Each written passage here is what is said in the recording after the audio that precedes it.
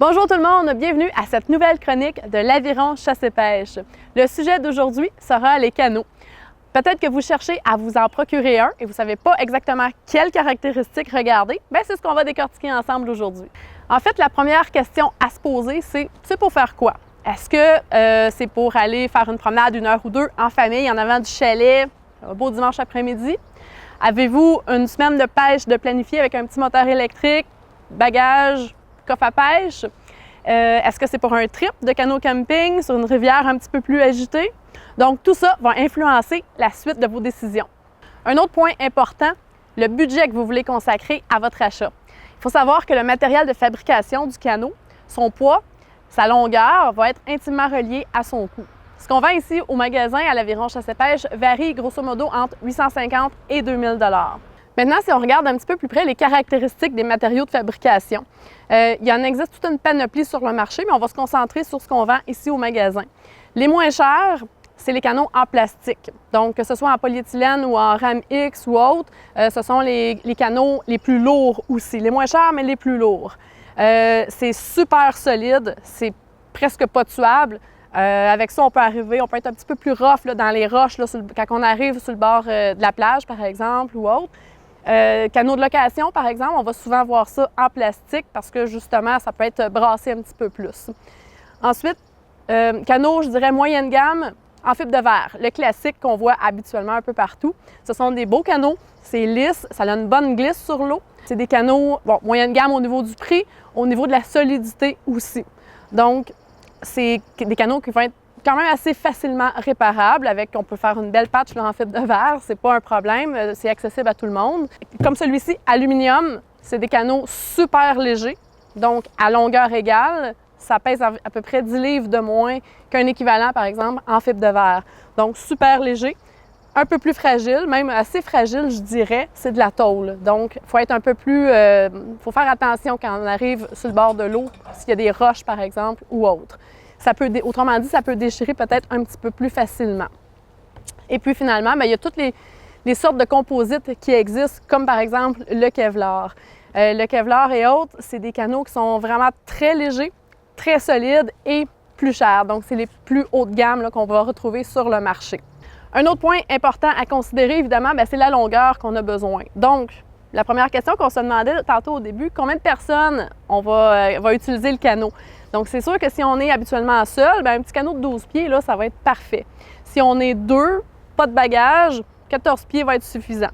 À partir du moment où on va apporter, par exemple, une glacière, des coffres à pêche, sac à dos, mais là, il faut considérer là, au moins un 15-16 pieds là, pour que ce soit confortable, qu'on ait de la place pour se revirer, prendre notre petit lunch. Tu sais, si on passe la journée, autrement dit, sur l'eau, 16 pieds, là, 15 ou 16 pieds va être vraiment plus intéressant. Il existe aussi, bon, vous le savez, des canots à bout pointu en avant, en arrière et d'autres canots comme celui-ci à bout carré. Ça, c'est un bout carré standard. Il y en a qui sont quand même beaucoup plus larges. On appelle ça des canots transhommes, comme ceux-là ici de la compagnie Sportspal. Donc, si vous y allez habituellement à l'aviron, canot pointu, évidemment, c'est pertinent. Si habituellement, vous y allez avec un moteur électrique ou un petit moteur à gaz, donc bout carré, évidemment. Si c'est juste une fois de temps en temps que vous pensez utiliser un moteur, bien, il existe des braquettes qu'on peut installer sur un canot à bout pointu. Donc, la braquette va s'installer en arrière et on va aller pincer le moteur sur le côté. Fait que pour des sorties occasionnelles, c'est très pertinent. Si ce que vous recherchez avec un canot, c'est de la stabilité, à ce moment-là, vous pouvez regarder avec un canot qui va avoir 3 quilles en dessous. Donc, les quilles, c'est vraiment les petites rainures, là, comme celle-là ici. Ça va jusqu'à 3. Donc, vraiment, là, très stable. C'est fait pour aller en ligne droite. Et au contraire, si vous voulez avoir un canot un petit peu plus manœuvrable, quitte à perdre un peu de stabilité, bien, à ce moment-là, une quille, ça va être super polyvalent. Aussi, à titre d'exemple, un canot de rivière, canot d'eau vive, bien, lui, va être complètement lisse en dessous, donc aucune quille. C'est vraiment fait pour répondre vite et rapidement. Quand on donne un coup d'aviron, on va éviter une roche. C'est vraiment pour sauter là, dans les rapides d'une place à l'autre. Je parlais de stabilité. Le fond du canot aussi va être très important. Plus le canot est plat, plus il est stable. Plus le canot est rond, la coque là, vraiment en rond ou même un peu pointue, ça risque d'être un petit peu plus chavirant. Par contre, comme je disais, ça va aussi se manœuvrer un peu plus vite, un peu plus facilement. Donc, ce sont des points vraiment à regarder et à tenir en compte. Autre caractéristique, certains canots peuvent venir d'emblée avec des flotteurs sur le côté. Ça se rajoute aussi éventuellement si jamais vous trouvez que votre canot n'est pas assez stable, mais les flotteurs vont rajouter vraiment beaucoup de stabilité. Aussitôt que le flotteur va toucher à l'eau, le canot arrête là. Donc, ça peut sécuriser certaines personnes. Outre les flotteurs, il y a plusieurs autres accessoires qui peuvent venir aussi avec le canot. On parle par exemple de les avirons. Ça peut être les petits supports, comme je parlais tantôt, pour mettre un moteur électrique. Il y a des canots qui viennent avec 2 sièges ou 3 sièges.